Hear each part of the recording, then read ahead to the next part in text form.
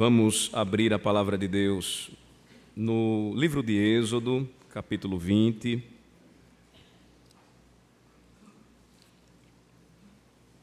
Êxodo, capítulo 20, a partir do versículo de número 8.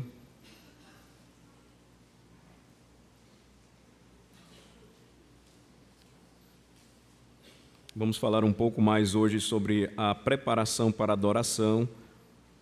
Lembrem-se que nós falamos sobre este assunto no domingo passado e nós vamos reforçar alguns pontos e também trazer algumas considerações, aplicações também a mais. E o texto da pastoral ele vai nos ajudar, vocês receberam em seus boletins.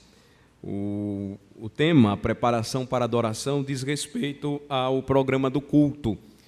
Se nós observarmos bem, nos primeiros 3 mandamentos da lei de Deus, observem na pastoral de vocês aí, o texto que publicamos, nós aprendemos sobre, primeiro, o objeto do culto.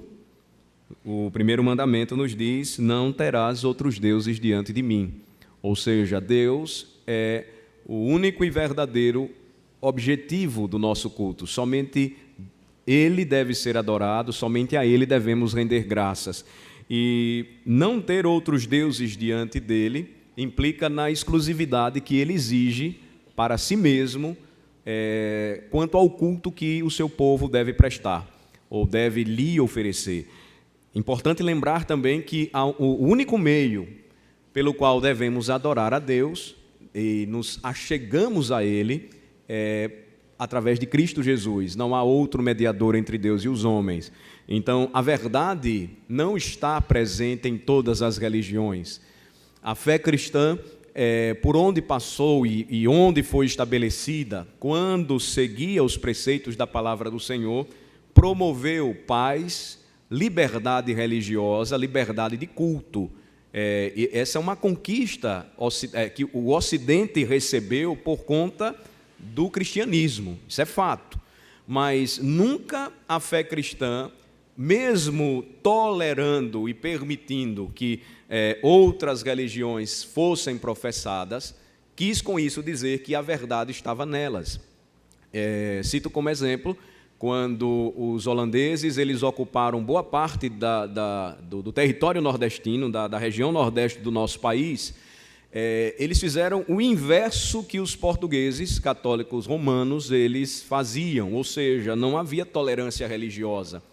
Os holandeses, de tradição protestante reformada, eles permitiram que os católicos continuassem prestando seus cultos e também os judeus. A primeira sinagoga das Américas está lá na cidade do Recife, na antiga Rua dos Judeus. Contudo, os holandeses não afirmavam com isso que ali estava a verdade. Para eles, a verdade estava na Bíblia, é Cristo, mas havia tolerância religiosa com respeito a isso. Quando os portugueses eles tomam novamente o Nordeste, o que é que acontece? Os holandeses são expulsos, os judeus também, por conta da perseguição, precisam fugir, eles fogem para a América, fundam a colônia chamada de Nova Amsterdã, que futuramente se torna Nova York, e não há mais liberdade religiosa. A gente só vai conquistar isso segunda metade do século XIX, quando os missionários eles começam a chegar aqui no país. Então, o que é que eu quero dizer com isso? Que a Escritura claramente diz que o objeto do culto é o nosso Senhor, e esta verdade ela é fundamental, inabalável. Não podemos ter outros deuses diante do Senhor. Segundo lugar, observem no texto também, o segundo mandamento, ele nos fala sobre os meios do culto. Então, o segundo mandamento diz, não farás para ti imagem de escultura, não as adorarás, nem lhes darás culto.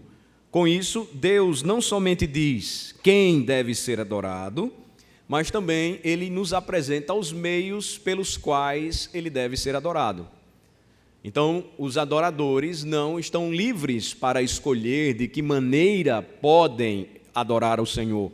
Deus sempre estabeleceu os limites dessa adoração. Por isso que a liturgia, ela se apresenta à igreja sob uma ordem, a ordem da adoração, aquilo que nós encontramos hoje na Nova Aliança. Terceiro lugar, a maneira do culto. Então, não somente Deus nos ensina sobre o objeto do culto, os meios do culto, mas também sobre a maneira do culto. O terceiro mandamento da lei de Deus nos ensina: não tomarás o nome do Senhor teu Deus em vão. Notem, irmãos, que tudo isso envolve o ambiente que nos prepara e nos conduz à casa de Deus para adorar ao Senhor. Essa consciência precisa precisa estar clara em nossa mente e coração e ser passada também para os nossos filhos. Então, as crianças estão aqui, elas acompanham o culto, elas recebem uma página inclusa agora no boletim, onde elas vão marcando as palavras que elas ouvem, a quantidade de hinos cantados, o que lhes chamou mais atenção, o que elas não entenderam, e a tarefa dos pais com isso é instruí-las. Antes de tudo, ensiná-las que quando nós estamos aqui, nós estamos diante de Deus, na presença de Deus. Então nada pode nos atrapalhar ou impedir. Este é um momento sublime, este é o momento mais importante para o povo de Deus. E a maneira do culto então diz como nós devemos usar o nome de Deus e todos os seus títulos e tudo aquilo que diz respeito a Ele. Não podemos fazer isso de uma forma vã, mas de uma forma reverente, de uma forma respeitosa diante do Deus de toda a terra, com uma atitude séria de verdadeiro adorador. Então, não há espaço no culto a Deus para a informalidade.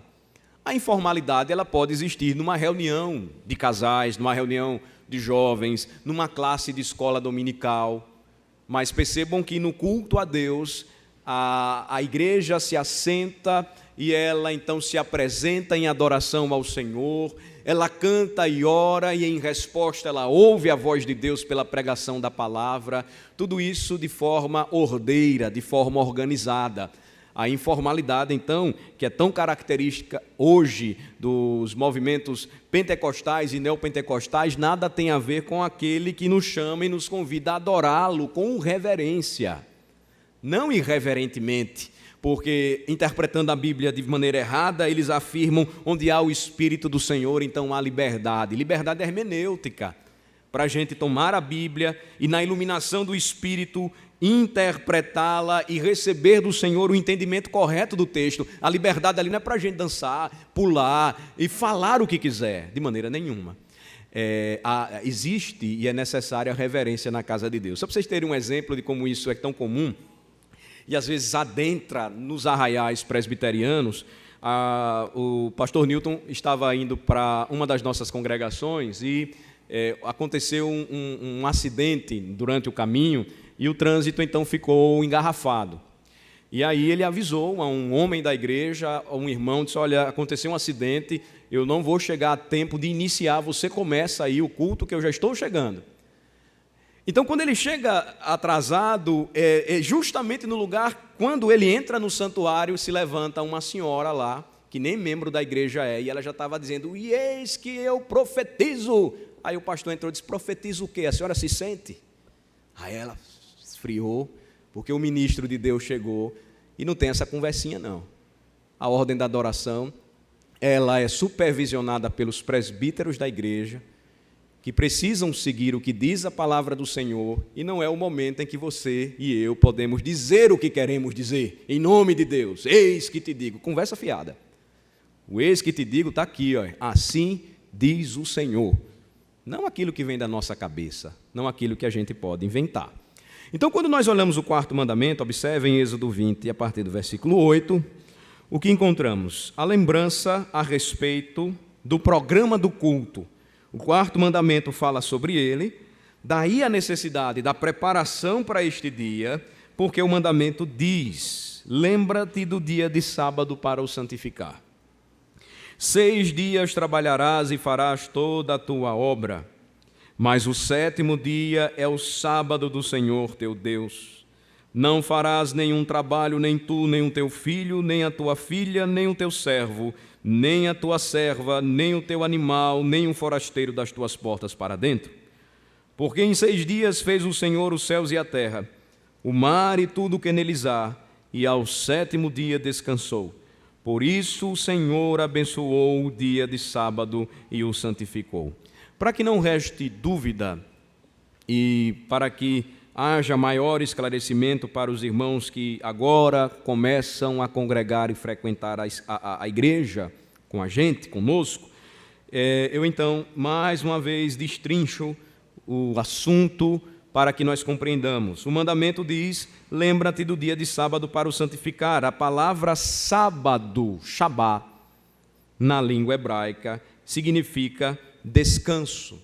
Unido ao mandamento do Senhor, Shabá quer dizer então descanso solene, descanso de Deus.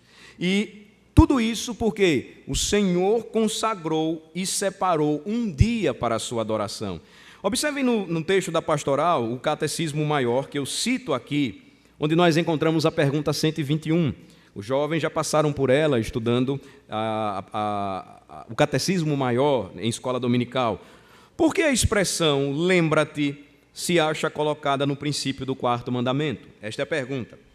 Vejam só a resposta. A expressão lembra-te se acha colocada no princípio do quarto mandamento, em parte, devido ao grande benefício que há em nos lembrarmos dele, sendo nós assim ajudados em nossa preparação para guardá-lo. Então há um benefício para o crente. E porque em o guardar, somos ajudados a guardar melhor todos os mais mandamentos e a manter uma grata recordação dos dois grandes benefícios, da criação e da redenção, que contém em si a breve súmula da religião. O sétimo dia estabelecido por Deus, quando Ele criou o mundo, e a guarda de um dia para o Senhor tem por princípio a criação, não foi inventada posteriormente ou promulgada posteriormente pelo Senhor, celebrava a criação de Deus.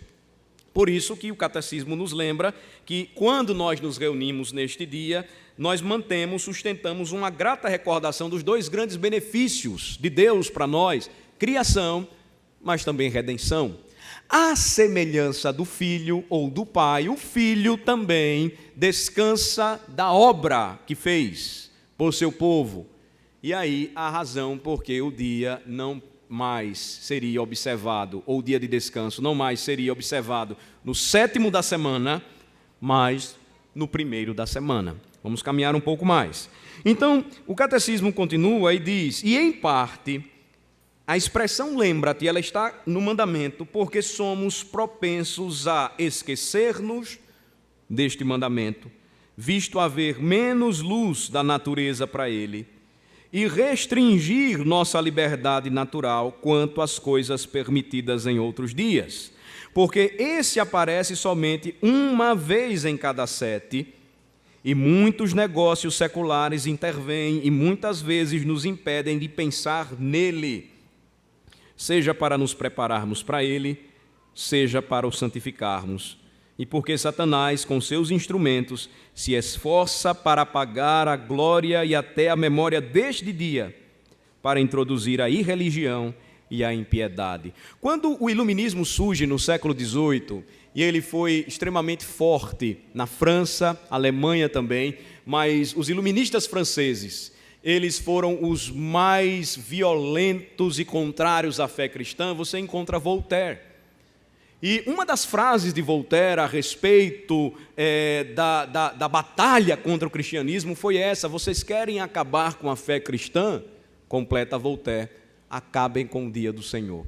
Eles até tentaram modificar os dias da semana como estabelecidos por Deus, não deu certo. E eles precisaram voltar novamente à ordem natural da criação.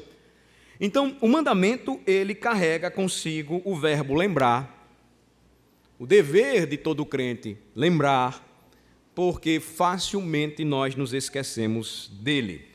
E aí, conhecendo a nossa fraqueza, nosso Senhor então nos manda, como parte da sua lei moral, nos esforçarmos para guardar o dia do Senhor para o descanso, adoração e obras de necessidade e misericórdia, como eu falei para vocês anteriormente. Ou seja, separarmos um dia para Ele. Ele nos concede 6 e diz para separarmos apenas um para Ele. Então aqui a explicação, você já está primeiro, segundo, depois do catecismo, o próximo parágrafo, você vai encontrar lá No princípio, o sétimo dia foi indicado por Deus como dia de sábado, o Shabá, o descanso, porque foi o dia em que ele descansou das obras da criação. Esse dia deveria ser observado como um descanso solene até que Cristo ressurgisse dos mortos. E aí, após a ressurreição do Senhor Jesus, os cristãos passaram a observar o primeiro dia da semana, que passou a ser chamado de Dominus Dei, uma expressão em latim que quer dizer domingo ou dia do Senhor. É importante lembrar, irmãos, e aqui uma explicação para que todos entendam, que existe uma correlação importante no fato de que Deus, o Pai, descansou no sétimo dia da semana, depois de sua obra da criação. Aqui o último parágrafo na página 1. E Cristo, Deus o Filho, vamos para a página 2, descansou também no primeiro dia da semana do sofrimento que realizou. Que sofrimento foi este? A redenção de seu povo eleito. Vamos para Hebreus capítulo 4 agora. Então, em Hebreus capítulo 4, nós temos um dos textos mais importantes para afirmar por que os adventistas estão errados. Às vezes a gente corre esse risco e tentação, né? Eu sei, pastor, que os adventistas, eles têm algumas questões assim, um pouco estranhas, imprecisas, esquisitas à luz da Bíblia, mas o fato é este, pastor, os adventistas, eles têm razão com respeito ao quarto mandamento, coisa nenhuma. Vejam que o texto, ou a carta aos Hebreus, referenda o porquê os primeiros cristãos, eles deixaram de observar o sétimo e passaram a observar o primeiro dia da semana, como o dia do Senhor. Nós temos evidências históricas, o dia da ressurreição, os cultos aconteciam nesse dia, a Santa Ceia também, as coletas, enfim. Mas, exegeticamente, Hebreus 4 nos traz a prova cabal de que o dia muda, a obrigação não. E por que nós guardamos, então, como cristãos, o primeiro dia da semana? Não foi porque Constantino, imperador romano, ele se converteu e disse agora vai ser o primeiro, não vai ser mais o sétimo, porque nós não temos nada a ver com os judeus. Não. Os que começaram a observar o dia do Senhor agora, no primeiro dia da semana, foram judeus, ordinariamente falando. E esse é um risco que nós corremos, como, por exemplo, aquele em que, muitas vezes, os irmãos batistas, eles nos atacam dizendo que o nosso pecado é ainda batizar crianças, como a Igreja Católica batiza, também é um ledo engano. Nós fazemos isso por ordenamento do Senhor, que nunca mudou, o símbolo muda, porque não precisa mais de sangue, Cristo já se sacrificou de uma vez por todas por nós. Agora, o símbolo é a água, que lembra que a purificação do nosso corpo não permite que esqueçamos o que o sangue de Cristo fez por nós e por nossa descendência. Então, Hebreus 4 você tem, olhem só, a partir do versículo de número 1. Temamos, portanto, que, sendo-nos deixada a promessa de entrar no descanso de Deus, suceda parecer que algum de vós tenha falhado. Observem que a palavra descanso, ela ocorre na carta aos Hebreus e ela traz o seu significado maior, para onde aponta o dia do Senhor. Todos os dias em que descansamos das nossas atividades, no primeiro dia da semana, nos dirigindo à casa do Senhor para adorá-lo, nós estamos ensaiando o que será experimentado na eternidade, o descanso solene de todas as nossas lutas, aflições, sofrimentos, perdas. Esse descanso, então, nos faz lembrar que há esperança para o povo de Deus. E aí o autor aos Hebreus diz, temamos, portanto, que sendo-nos deixada a promessa de entrar no descanso de Deus, suceda parecer que algum de vós tenha falhado, porque também a nós foram anunciadas as boas novas, como se deu com eles, mas a palavra que ouviram não lhes aproveitou, visto não ter sido acompanhada pela fé naqueles que a ouviram. Lembrem-se que a carta aos Hebreus foi escrita para provar o porquê os judeus daquela época não poderiam voltar atrás. estavam sendo tentados, alguns estavam tornando ao judaísmo antigo. O autor aos Hebreus diz: essa era passou. A era cristã agora, inaugurada em Cristo, é o avanço, progresso e desenvolvimento da história da salvação, mas sem a fé é impossível. E eles ouviram, mas porque o que ouviram não foi acompanhado pela fé, eles então abandonaram as boas novas que foram anunciadas para eles. Versículo 3: nós, porém, que cremos, entramos no descanso, conforme Deus tem dito. Assim jurei na minha ira, não entrarão no meu descanso. Embora certamente as obras estivessem concluídas desde a fundação do mundo. Soberana salvação do Senhor, que salva quem quer e permite que entre em seu descanso aqueles que Ele então faz com que, pelo dom da fé, recebam a palavra ouvida e creiam no Evangelho. Porque, versículo 4, em certo lugar assim disse: no tocante ao 7º dia, e descansou Deus no 7º dia de todas as obras que fizera, e novamente no mesmo lugar, não entrarão no meu descanso. Visto, portanto, que resta entrarem alguns nele que, por causa da desobediência, não entraram aqueles aos quais anteriormente foram anunciadas as boas novas, de novo determina certo dia, hoje falando por Davi, muito tempo depois, segundo antes fora declarado, hoje, se ouvirdes a sua voz, não endureçais o vosso coração. Então, Israel, a terra prometida, também simbolizava e apontava para este descanso futuro. Os que não exerceram fé e não creram na palavra do Senhor, não entraram em seu descanso, apenas aqueles que confiaram e perseveraram.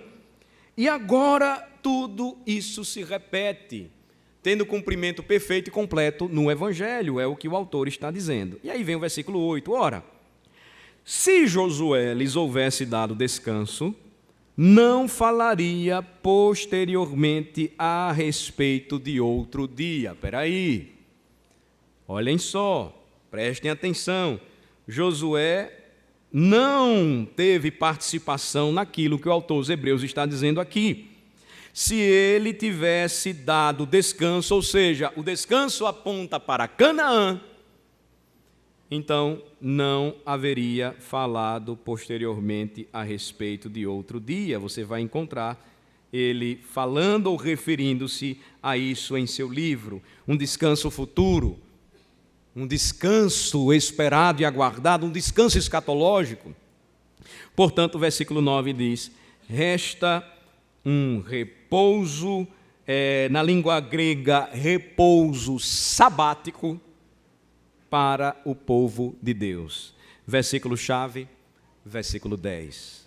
Porque aquele que entrou no descanso de Deus, também ele mesmo descansou de suas obras, como Deus das suas.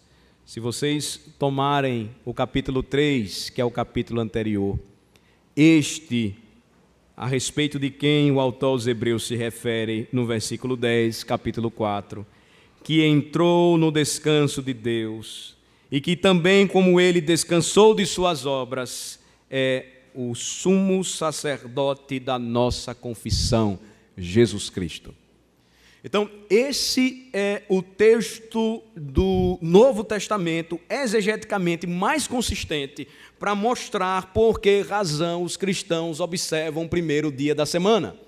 Porque assim como Deus descansou das obras feitas na criação, o sumo sacerdote da nossa confissão, Jesus Cristo, descansou assim como o Pai das suas obras.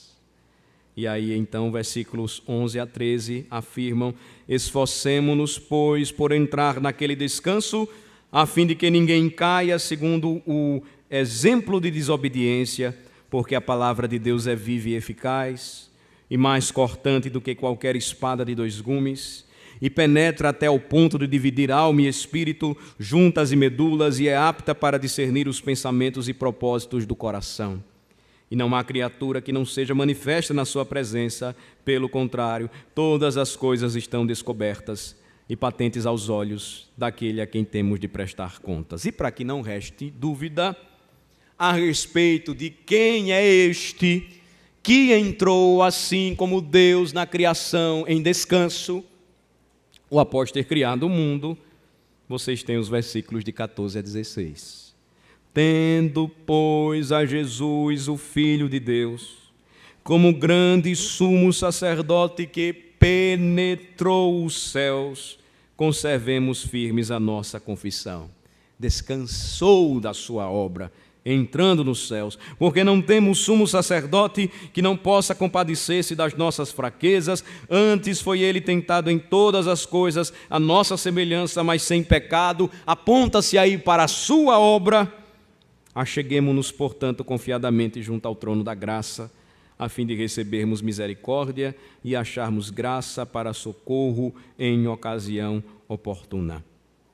Notem, meus amados irmãos, que como uma parte principal da nossa preparação para a adoração no dia do Senhor, a expressão lembra-te nos ensina que nós devemos guardar o dia todo separado para os propósitos que Deus tem para esse dia.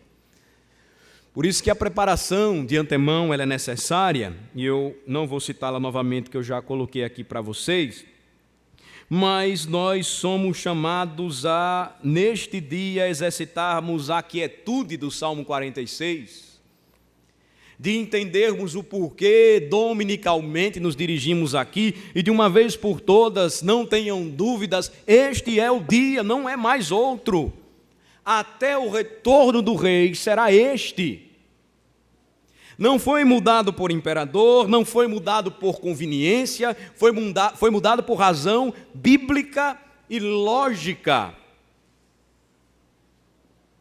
O Senhor estabeleceu este dia para nós e por isso nós devemos usá-lo da maneira correta. Finalizo aqui lembrando aos irmãos que quando nós nos ajuntamos neste dia, nós somos lembrados que tudo o que fazemos nos outros 6 dias da semana são triviais e passageiros, envolvem a nossa vaidade debaixo do sol, aquilo que é névoa, que é vapor, é o corre-corre do dia a dia, é o trabalho das nossas mãos, é o comer, beber, vestir, são as preocupações que às vezes tomam o nosso coração. Tudo isso, diante da glória deste dia, nos faz lembrar que aquilo que é trivial deve ser esquecido e o que nos revela o Senhor ser eterno agora precisa ser fruto, objeto do nosso deleite espiritual. É o dia então que eu devo disciplinar a mim mesmo para ficar quieto antes da adoração. Às vezes nós entramos na casa de Deus e nos esquecemos que há muito tempo para conversar quando o culto termina. Quando nós nos chegamos ou nos achegamos à casa de Deus, nós precisamos lembrar que é necessária a preparação. E mais uma vez aqui eu conclamo a cada irmão, prepare-se. As conversas elas podem vir depois e você pode gastar o tempo que for, mas evitem conversações desnecessárias, uma vez que agora, mais uma vez, agora estamos sendo lembrados o que fazemos aqui na casa do Senhor. Os nossos filhos precisam também ser ensinados e doutrinados a respeito disso, mas se eles nos veem irreverentes, eles também serão irreverentes. Então, a organização para tudo que nós vamos fazer precisa também passar por isso. Às vezes eu ouço irmãos que são dedicados, que são consagrados, dedicados, envolvidos com a música da igreja, passando música aqui 5 minutos antes, do gabinete dá para ouvir. Você tem que passar isso antes, naquela hora, é como se você já estivesse dizendo o enredo do que vai acontecer para aqueles que vão participar do culto. É melhor não cantar mais, você já está cantando aqui. Isso precisa passar por uma preparação. Vai passar música? Passa antes. Vai arrumar o ambiente para o culto? Façamos o esforço para que seja antes do momento em que nós somos chamados a não desviarmos a atenção do nosso irmão. Observem como essa questão ela é importante. Ela exige disciplina de nós mesmos para ensinarmos ao nosso irmão, aqueles que estão chegando na igreja, como deve ser, como tudo deve acontecer. Nós devemos olhar como a ordem da adoração ela acontece e mostrar aos nossos filhos por que cada parte é importante. Porque o pastor ele faz uma saudação à igreja. E ele diz que a graça do Senhor Jesus seja com todos vós. Porque Deus sempre se dirigiu ao seu povo com esta saudação preciosa. As cartas que nós lemos e que foram escritas para serem lidas às igrejas começam com saudações.